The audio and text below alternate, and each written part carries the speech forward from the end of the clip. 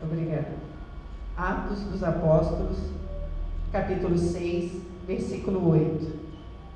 A partir daí.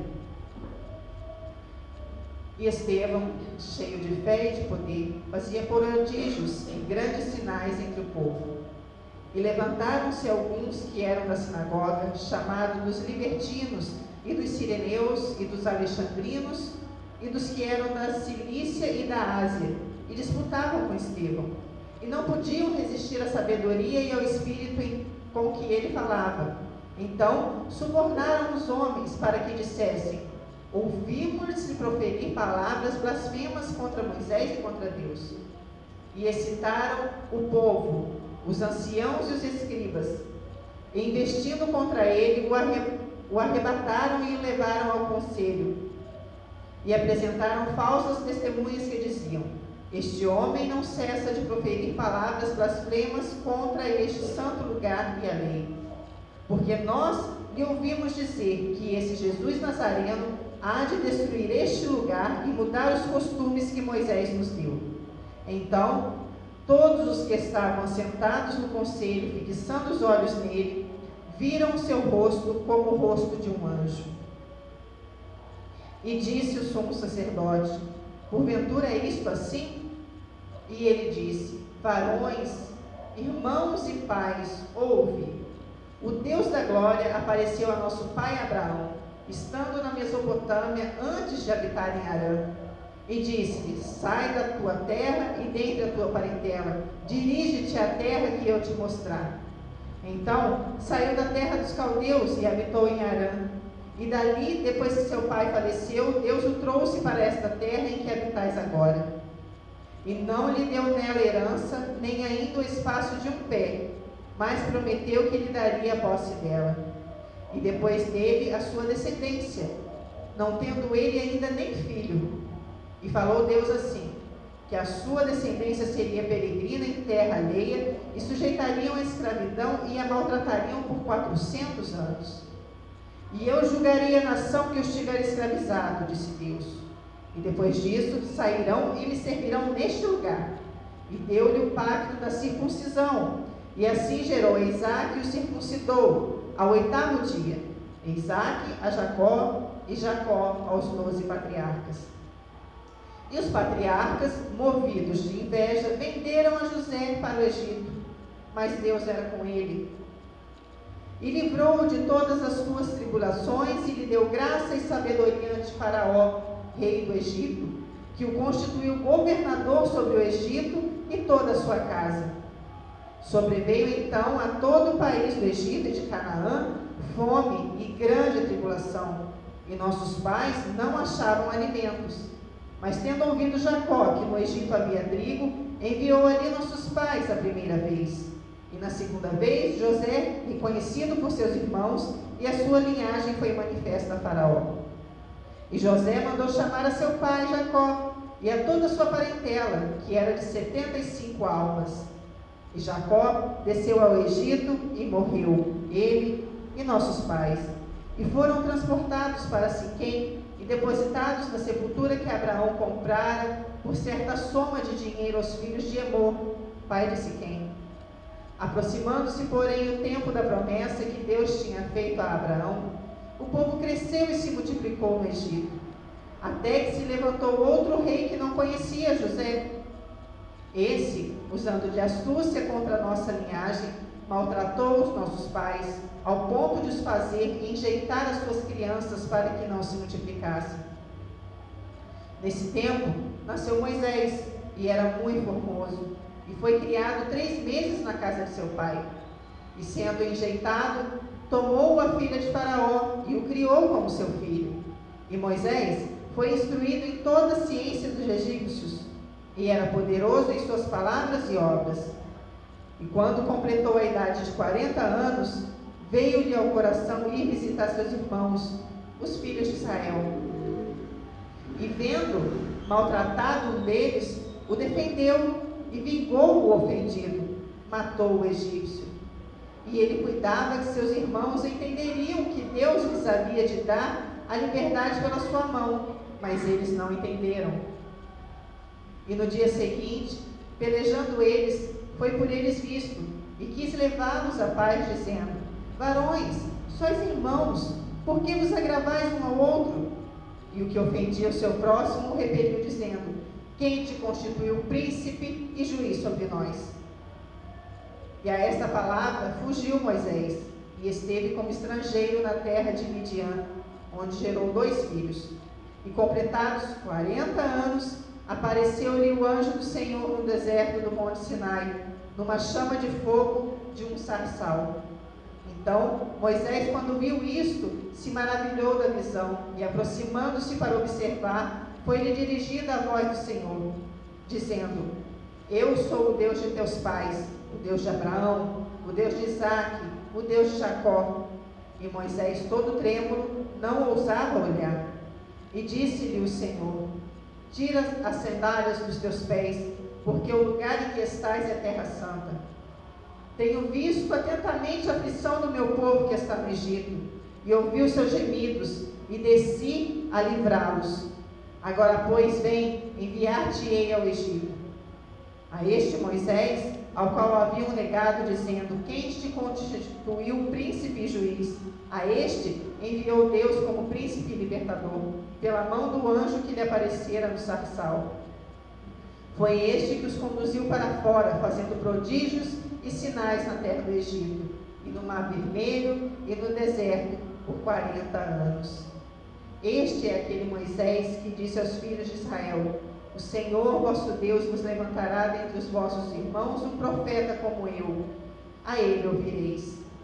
Este é que esteve entre a congregação no deserto, como o anjo que lhe falava no monte Sinai, e com os nossos pais, o qual recebeu as palavras de vida para nos-las dar, ao qual nossos pais não quiseram obedecer, antes o rejeitaram, e em seu coração se tornaram ao Egito, dizendo a Arão: faze-nos deuses que vão diante de nós, porque é esse Moisés que nos tirou da terra do Egito, não sabemos o que lhe aconteceu.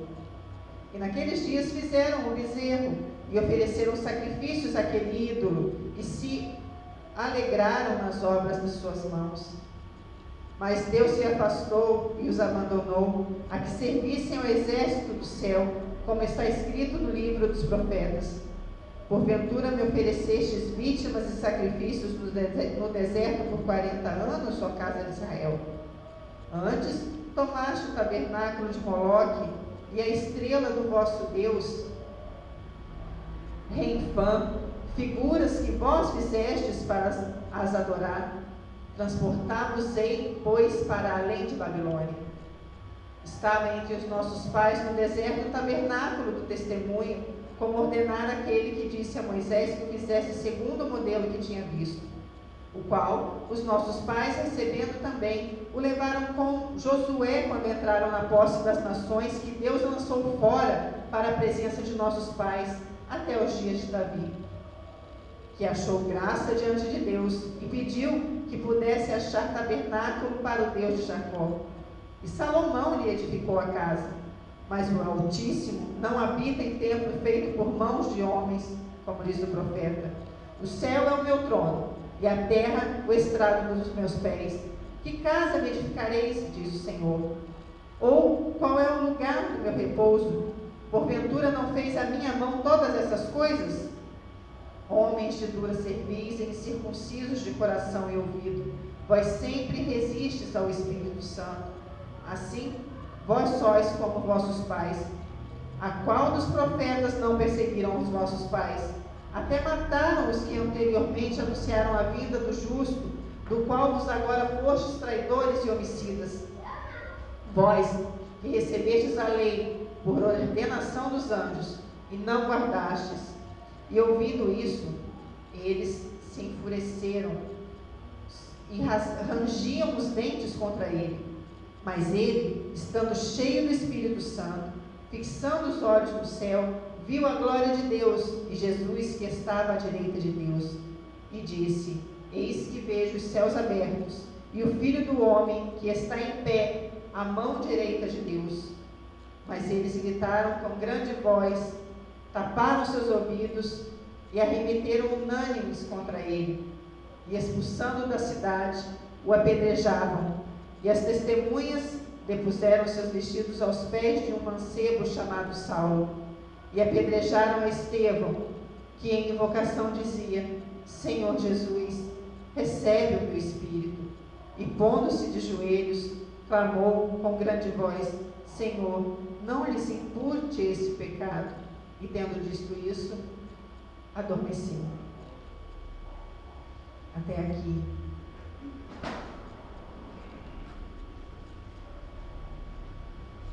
Quando eu li essa passagem, eu li na escola dominical, onde nós estamos estudando o livro de Atos. E quando me veio essa passagem para estar ministrando na escola dominical, eu vi, Senhor, é um sermão,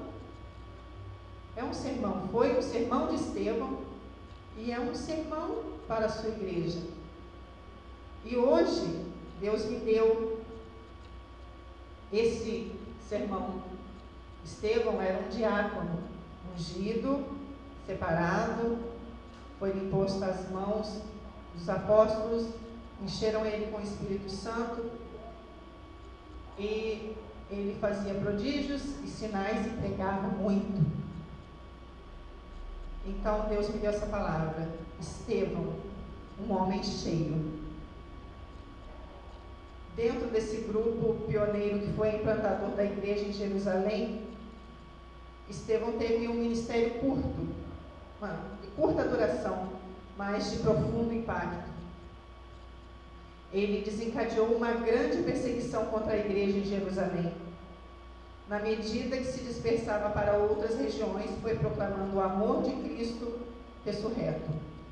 Por isso, não é de admirar que Lucas tenha dedicado tanto espaço em seu relato histórico a este homem, que verdadeiramente era um homem cheio. Lucas, para os irmãos que não têm esse conhecimento, foi quem escreveu o livro de Atos. Ele escreveu o Evangelho segundo Lucas e o livro de Atos. E ele dedicou esse espaço, esse tempinho, para falar do diácono Estevão. Ele era um homem cheio. Cheio de quê, irmãos? Cheio de graça. Graça salvadora e aperfeiçoadora. A graça de Deus, que se manifestou salvadora a todos os homens, nos educando para que, renegadas a impiedade e as paixões mundanas, vivamos no presente século, sensata, justa e piedosamente. Era assim que Estevão vivia. Estevão era cheio de graça, cheio de poder. Não admitia que Deus é poderoso, mas que seu poder seria operado através dele. O poder apostólico se estender ao servidor das mesas das viúvas. Diácono era feito para isso, para servir aos necessitados. Os necessitados, na época que tinha preferência, eram as viúvas e os órfãos. E Deus deu grande poder a esse diácono, a dois desses diáconos, a Estevão e a Filipe. Hoje nós vamos falar só do diácono Estevão, que foi cheio de poderes. Deus tirou ele de servir à mesa das viúvas para estar curando, fazendo prodígios e levando a palavra. Por isso que na sinagoga eles ficavam tão atônitos, tão cheios de ira, porque o diácono Estevão era cheio de sabedoria. As sinagogas eram espaços públicos de discussão, nos quais se permitia ler e comentar as Escrituras. Ao aproveitar essa oportunidade, cumpriu-se em Estevão a promessa feita por Jesus: assentai em vosso coração de não vos preocupardes com o que haveis de responder, porque eu vos darei boca e sabedoria a que não poderão resistir, nem contradizer todos quantos se vos opuserem. Essas foram palavras de Jesus. Jesus disse isso para que nós não ficássemos preocupados quanto ao que dizer frente às pessoas que, na época, Jesus não pegava pessoas letradas, como hoje, como se fosse hoje. Jesus ia aos peões, não aos gerentes. Jesus ia sempre aos peões. Então ele estava dizendo: você é peão, não tenha medo quando eu te colocar de frente com o diretor da companhia. Você vai saber falar com ele, porque eu vou mandar o Espírito Santo, o Consolador, para colocar palavras na sua boca. Estevão era cheio do Espírito Santo. O testemunho de Estevão não foi resultado da sua inteligência, cultura ou facilidade de comunicação, mas da capacitação dada pelo Espírito Santo, conforme a promessa feita em Atos. E Lucas diz que essa plenitude do Espírito era tão grande que ele falava pelo Espírito.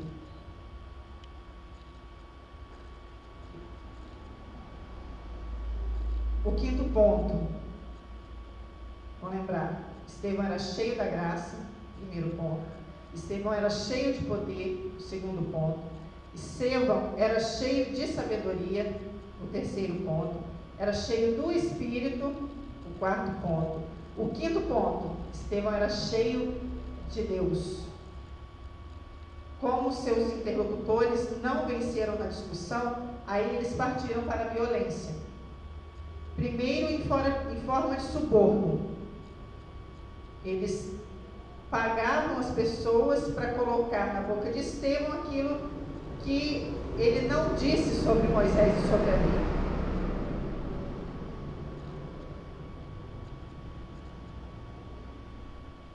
Segundo, pela subelevação do povo, levado ao sinédrio pelo povo com apoio dos anciãos e escribas.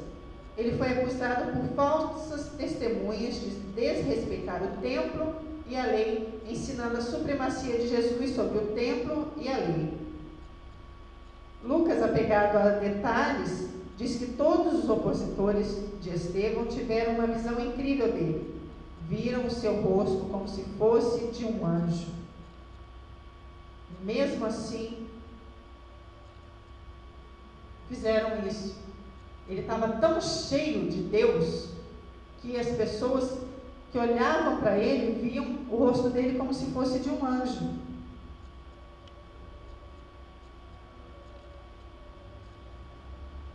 Ele prevalecia entre os outros. Estevão, acusado de desrespeitar Moisés e a lei, tem no rosto o mesmo brilho que Moisés teve lá no Velho Testamento. Em Êxodo capítulo 34, quando Moisés desce do monte, ele tem que cobrir o rosto, porque as pessoas não tinham medo de olhar para ele, porque o rosto dele brilhava pela glória de Deus. Moisés passava muito tempo conversando com Deus, e era isso que elas estavam vendo no rosto de Estevão. No capítulo 7, aproveitando uma pergunta do sumo sacerdote, ele fala novamente do Deus de quem ele está cheio. Um Deus que não está limitado a um lugar. O Deus vivo, que em movimento, em marcha, que sempre chamava o seu povo para novas aventuras, sempre acompanhando e guiando em sua caminhada. O Deus que se manifestou de forma intensa, entre outros, na história de vários homens como Abraão, Isaac, Jacó, Moisés, Josué, Davi, Salomão. Estevão, porém, inspirado pelo Espírito, dedica maior atenção à história de Abraão, José e Moisés. Por quê? Vou te mostrar por quê. Por que Abraão?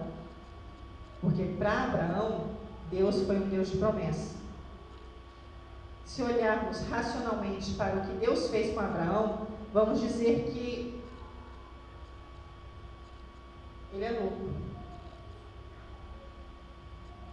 Apoderou-se de um chefe de tribo, tirou de uma adiantada civilização da Caldeia, conduziu pelos desertos, num país completamente desconhecido, onde ele possuiria apenas uma tumba. Prometeu que faria dele uma nação, mas esperou que ele e sua esposa chegassem aos 100 anos para ter um filho. E quando o menino cresceu, ordenou uma loucura maior ainda. Exigiu que ele fosse imolado num sacrifício. Mas onde a razão humana vê loucura, evidencia-se o extraordinário amor de Deus. Um amor que o leva a chamar um homem e fazer dele uma nação. Da nação enviará um Messias Salvador. E nesse Messias, que é o nosso Senhor Jesus Cristo, abençoar todas as nações da terra. Por Abraão, todas as famílias foram benditas. Abraão recebeu a promessa, ele creu na promessa, por isso ele é chamado de o pai dos crentes. Abraão creu em Deus e isso lhe foi imputado para a justiça. Abraão é pai de todos nós, porque creu no Deus que vivifica os mortos e chama à existência coisas que não existem. Abraão, esperando contra a esperança, creu para vir a ser pai de muitas nações, segundo o que lhe fora dito. E sem enfraquecer na fé, ele não duvidou, por incredulidade, da promessa de Deus, mas pela fé se fortaleceu, dando glória a Deus, estando plenamente convicto de que ele era poderoso para cumprir o que prometera. Abraão creu em Deus, e isso lhe foi imputado como justiça. Sabei, pois, que os da fé é que são filhos de Abraão. Estevão está cheio da fé na promessa de Deus. Estevão está cheio do Deus de Abraão, o Deus da promessa, o Deus que salvou, que comissionou e que usou poderosamente. José, Deus da providência. Por isso que Estevão falou de José. Se olharmos racionalmente para o que Deus permitiu que acontecesse com José, mais uma vez, vamos dizer que Deus é louco. Que Deus é esse que quer fazer de José um governador do Egito para por meio dele, abençoar o seu povo e todos os povos que enfrentariam 7 anos de profunda fome. Mas antes disso, o que Deus permitiu que acontecesse com José? Ele foi vendido pelos seus irmãos como escravo. Ele foi acusado de assédio sexual pelo seu patrão e preso. Ele ficou 2 anos numa masmorra, 2 anos. E diante de toda essa coisa que, se você parar para pensar, você fala, Deus é maluco, é louco. Você presta atenção no que José disse. Não temais, acaso estou eu em lugar de Deus? Vós, na verdade, intentastes o mal contra mim, porém Deus o tornou em bem, para fazer, como vedes agora, que se conserve muita vida. Não temais, pois, eu vos sustentarei a vós outros e a vossos filhos. Assim os consolou e lhes falou ao coração. Isso foi quando Jacó faleceu no Egito, e os irmãos de José inventaram mais uma mentira. Para proteger as suas vidas, eles foram e falaram com José: olha só, o pai falou que era para você cuidar bem da gente, para você perdoar a gente e cuidar bem da gente, pelo que a gente fez com você. E Jacó não tinha falado isso. E José falou isso para eles: não temas, tira o medo do coração de vocês, eu não vou fazer nada, foi Deus que fez tudo e para o bem. Estevão está cheio do Deus de José, o Deus da providência, razão pela qual ele não teme qualquer tribunal humano, qualquer poder humano, qualquer força humana, qualquer instituição, pois confia plenamente na sua soberana providência.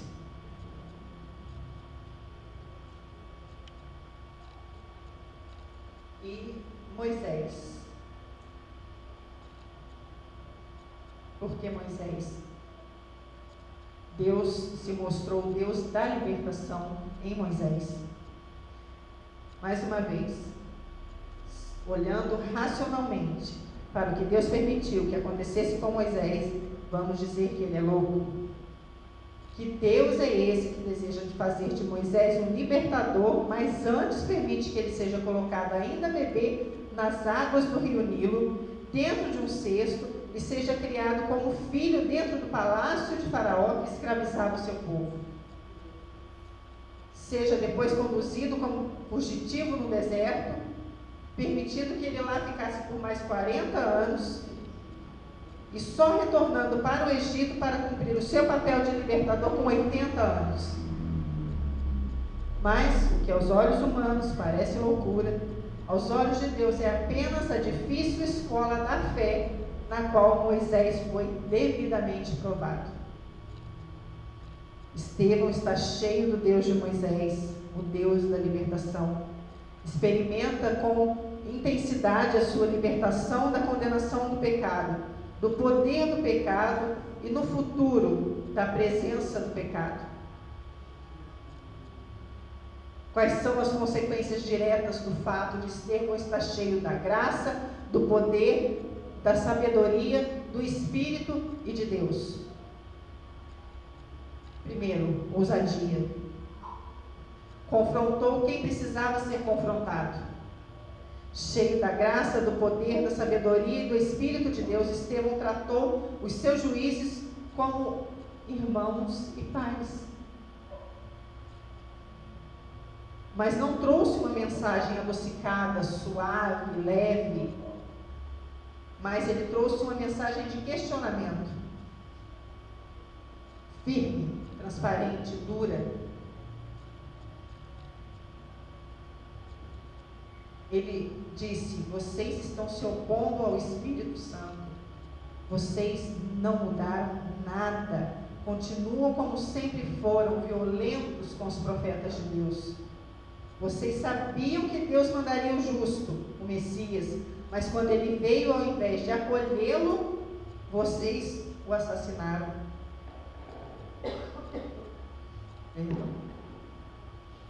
Vocês foram separados por Deus para conhecer, ensinar, guardar a lei, mas vocês desprezaram, desobedeceram, abandonaram a lei.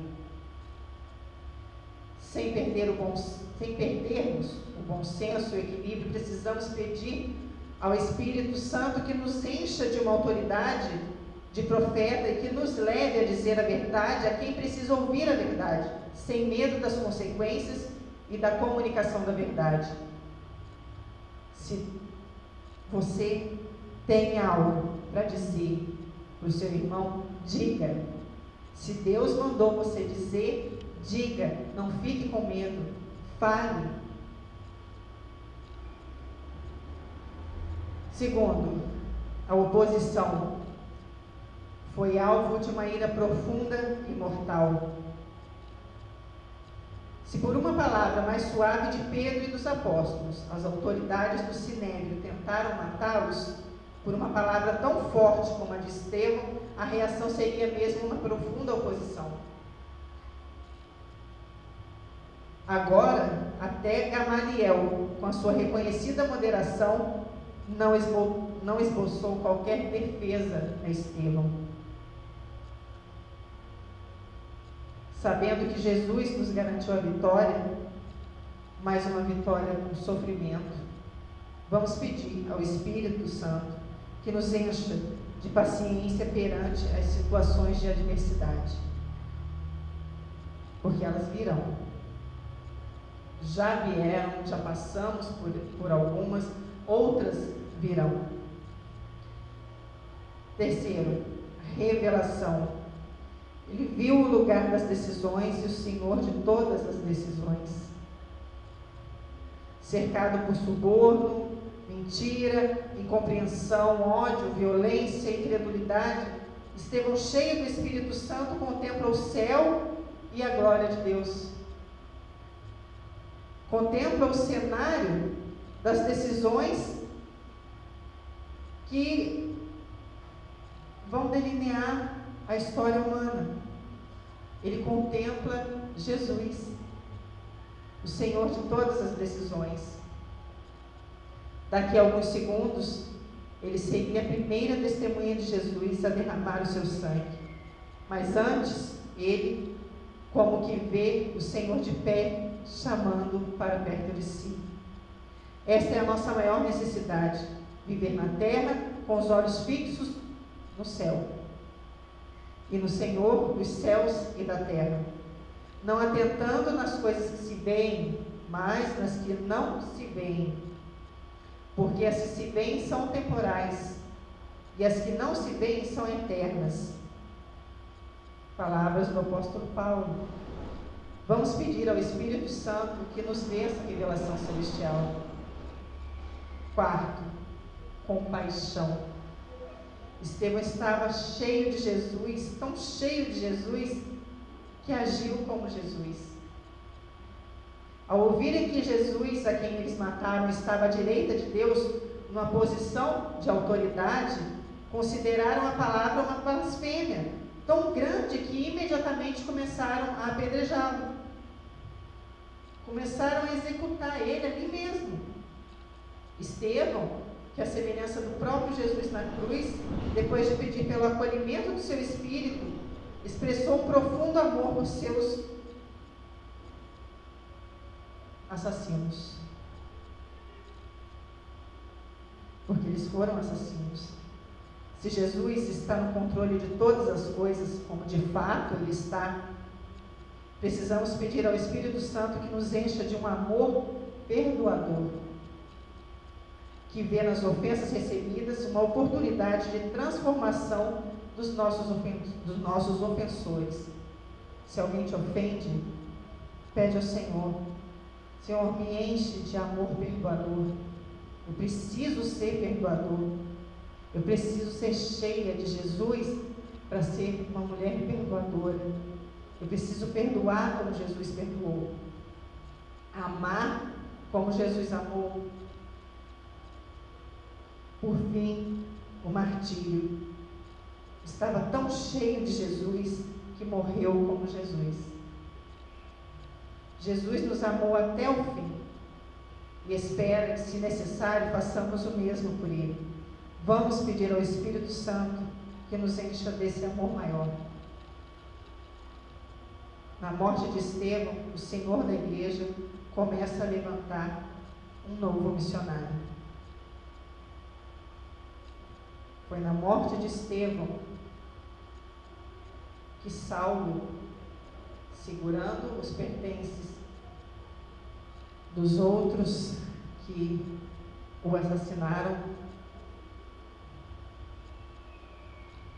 deve ter começado ali na cabeça dele. Como é que pode sofrer tanto por um homem? Foi ali. Dali cresceu em Saulo de perseguir mais os cristãos, e ele perseguiu muito em Jerusalém. Dali ele pediu cartas no Sinédrio e foi para Damasco para poder prender mais cristãos. E no caminho para Damasco, Jesus fala com ele, se encontra com ele pessoalmente, e lá em Damasco ele é convertido. Foi o maior missionário que já existiu. Foi Saulo, que nós conhecemos por Paulo, o apóstolo Paulo. E evangelista, por que você falou tanto de loucura? Porque é loucura. Tudo isso é loucura. O que nós vivemos é loucura. Jesus morreu por nós numa cruz para nos salvar. É loucura. É assim como é que o povo daí de fora vê a gente. Bando de louco que acredita num Deus que matou o próprio filho para salvar um povinho. É isso que eles falam da gente. E é nessa loucura que nós fomos salvos. E é nessa loucura, dessa loucura, que nós devemos estar cheios, sempre cheios. Cheios da graça, cheios do poder, da sabedoria, do Espírito, cheios de Deus, cheios de promessa, cheios de providência, cheios de Jesus, cheios de libertação. Quando precisarmos confrontar alguém, que confrontemos com amor, que possamos estar sempre cheios de amor, de perdão e do Espírito Santo. Que nós possamos, como Estevão, estar sempre cheios de Deus. Amém?